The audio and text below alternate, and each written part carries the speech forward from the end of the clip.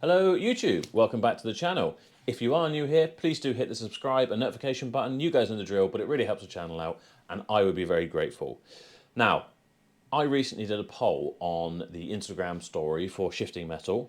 I'll put the link here, asking whether I should do a video on my Ford Transit Mark 8 camper van conversion that I've been working on for way too long. And the overall response was 100% yes, amazingly. So this is that video. Now, I never really started working on the camper with the intention of filming it. So it's certainly not a from the beginning. It's certainly not a how-to guide. I'm no expert.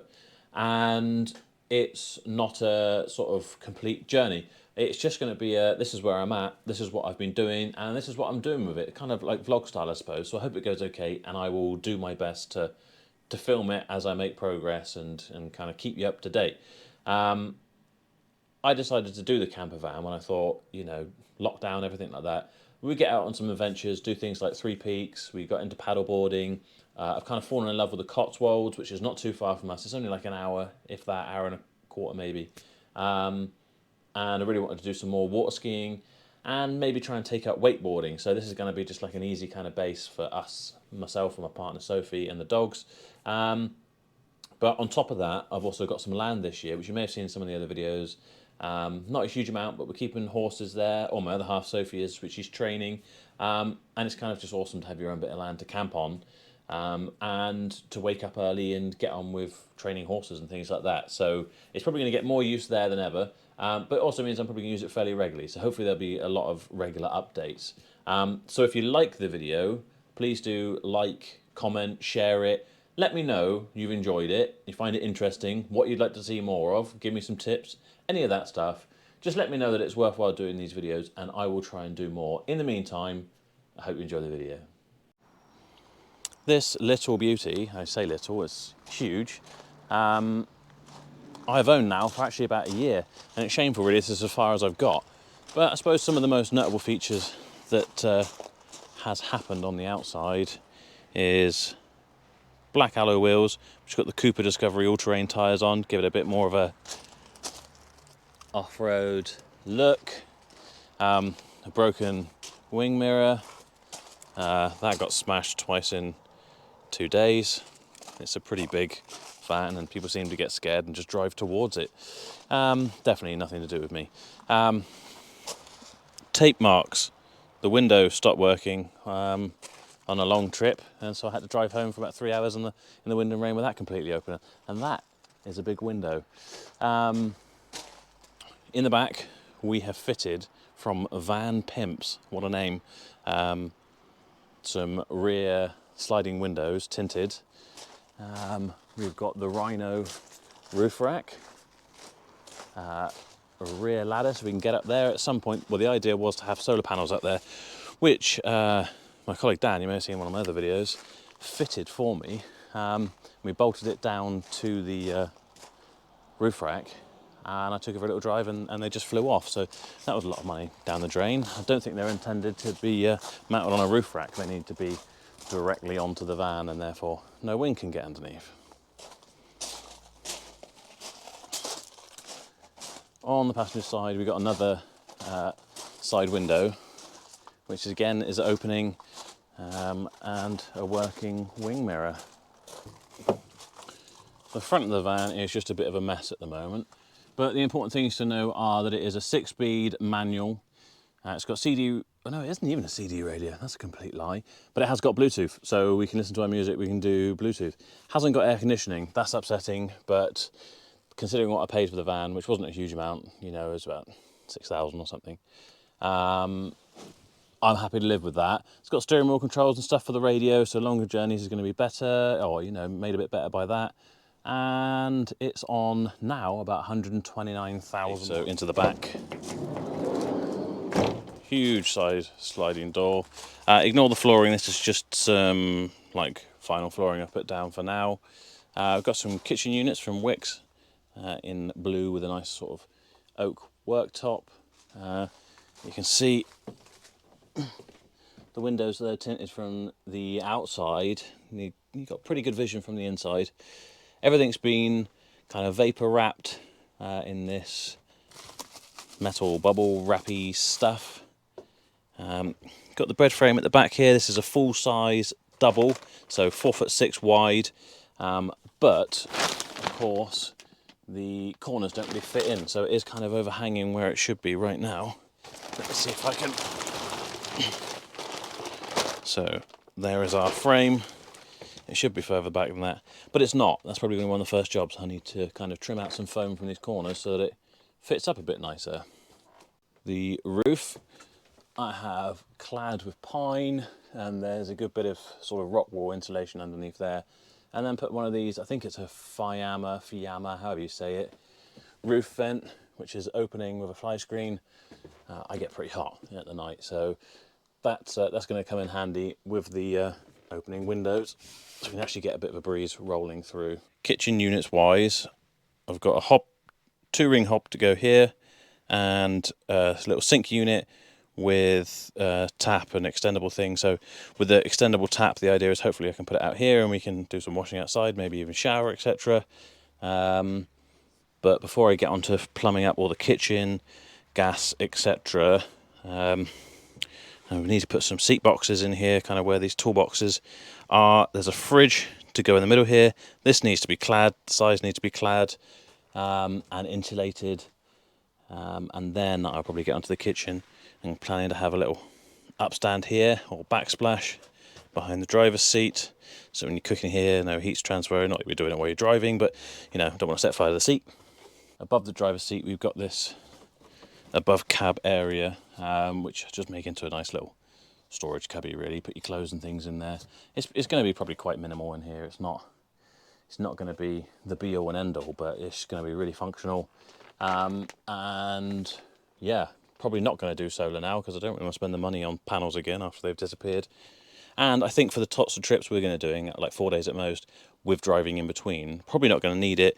So a couple of leisure batteries under here, and 240 volt hookup as well for if we are on a site, then that should keep us covered.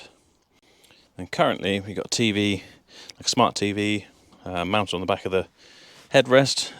This was a mount for a T4, which I think was like a wider fitment. It fits over these two poles here. It's actually a pretty decent little idea. You find them on eBay. It's only, say, like 30 quid, maybe 20 quid.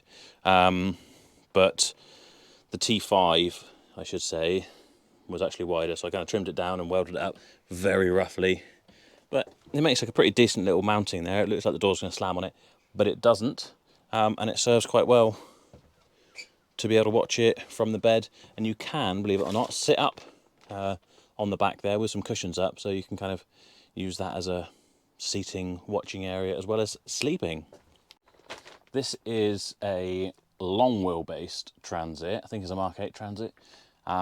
Medium height roof, but I can stand up with shoes on. This is probably the high spot in the middle here and starts tapering down towards the front.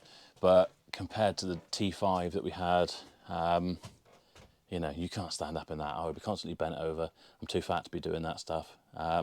So this is pretty good that you can actually stand up fully. And I'm like 6'8", so it's amazing. 5'11" something.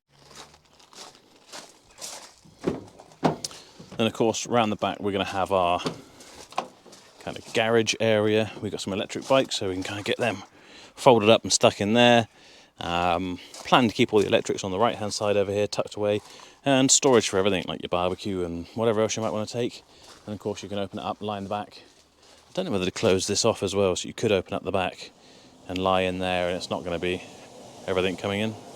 So there's still quite a bit to do, really. I haven't really got that far in the grand scheme of things. The kind of very basics and beginnings have been done, enough for us to be able to park this up and sleep in it, feeling like you're inside a, you know, oven ready meal. So I just thought, while I get a bit of a chance, while things are a bit slower in the summer with car sales, I'll try and park it up at work and get little bits done here and there. So I'm going to try and, maybe in the last hour of the day, get a couple of bits done, which I'll try and film, and then hopefully tomorrow I'll get a chance to do a couple more bits and I'll film that. So hopefully the next bit here will be a bit of a montage of me just getting a few little bits and pieces out of the way to make it slightly more usable and slightly more finished. Not completely, obviously, but with these things, it kind of, You get a bit done, it kind of spurs you on to get a bit more done. And if you don't keep that momentum, it's really easy to park this up and just get busy with everything else. So hopefully this will give me a bit more momentum to get a bit further, get a few things wired up, and yeah, start enjoying it a bit more. Swipe left, someone said something stupid. Swipe right, now I'm watching what you did. Power down, now I'm at a disadvantage, but I think that it's worth it. I put my headphones on, I play my favorite song, I go to sleep and try again. Mama used to try and tell me no man is in island. Bed framed out, I forgot to record this part, but basically just some of the same CLS stud across and do a bit of cladding.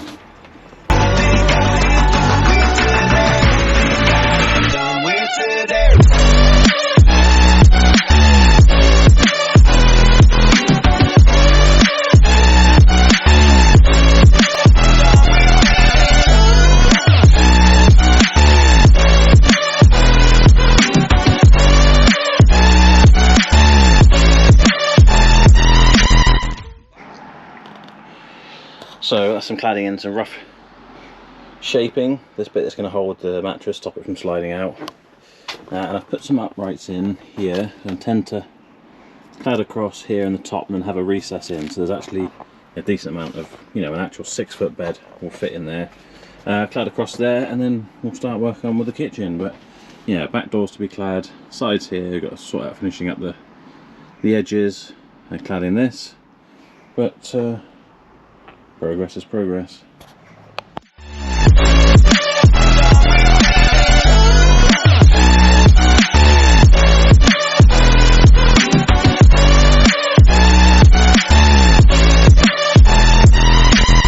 Boss says, man, you gotta make an effort.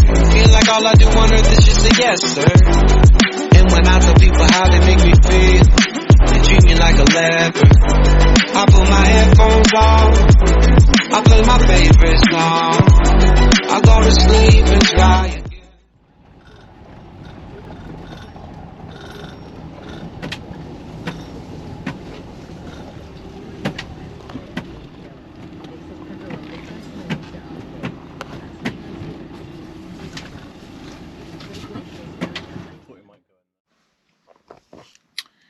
Good morning.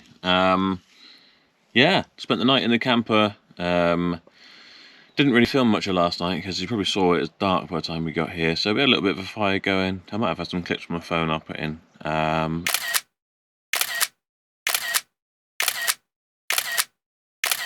And yeah, camping out, everything went pretty well. Running everything off of jump packs at the minute that have got 12-volt cigarette lighter things, so they can power the fridge and the TV.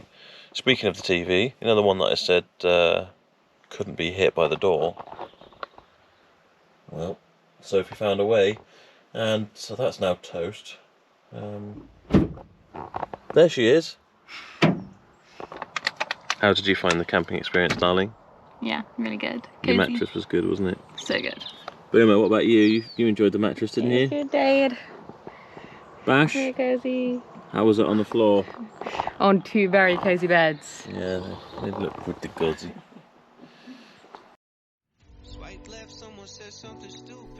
Well, thank you for watching. If you made it this far, please do me a favour and leave a comment for Sophie telling her to start her own YouTube channel documenting her new horse breaking and training adventure. I think it would be really popular among the horse people, and maybe my encouragement's not enough.